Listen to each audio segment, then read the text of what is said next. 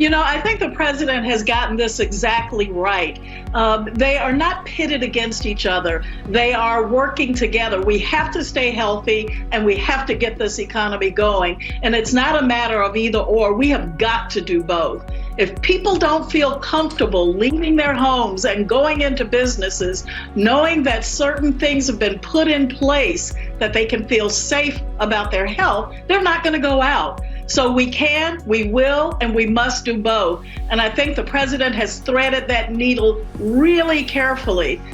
Well, we felt that the government will have its own task force or council focused on either the public health angle or the economy. What we wanted to do is bring together a group from the private sector that could put together recommendations that incorporated not only the public health aspect, but also took into account the views of small business owners, large business owners, people who have worked in disaster response and recovery, former governors, senators. I think that the president is correctly focused on reopening the economy.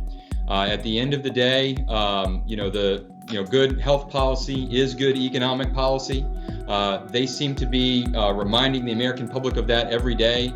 But at the same time, this cannot continue to go on forever. Reopening is so essential to us coming out of this stronger and surviving, but that requires on testing, it requires reporting, and it really requires tracing those contacts. And that's really not going to be a one-size-fits-all policy. That's going to be on a regional level. It's going to be even down to a county and city level. The China of today is not the China that George W. Bush or George H.W. Bush talked about. It's a China that's much richer. It's a China that has more in the way of international responsibilities. But as we've seen with COVID-19, unfortunately, it's the same sort of China that continues to cover up information about things like global pandemics and its own human rights violations.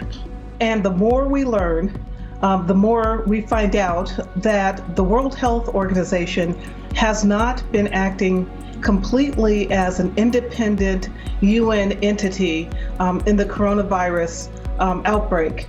It's been late to come to the table, revealing that there was human-to-human contact that could lead to the spread of this disease process.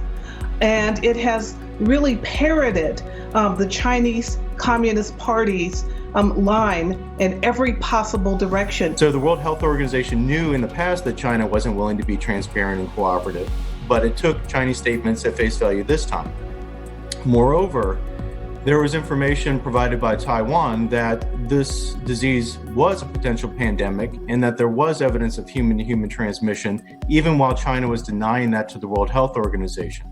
Instead of taking that information from Taiwan and using it to perhaps question what it was hearing from China, the World Health Organization just parroted Chinese statements saying that there was no evidence of human-to-human transmission, and we're all paying the price for that. But there were several Chinese citizens who were not able to take the necessary precautions, given the infectious nature of the novel coronavirus, to be able to stop this. And we've seen the Chinese government not only suppressing freedom of speech, but also shutting down civil society and their ability to respond in the midst of this very serious pandemic.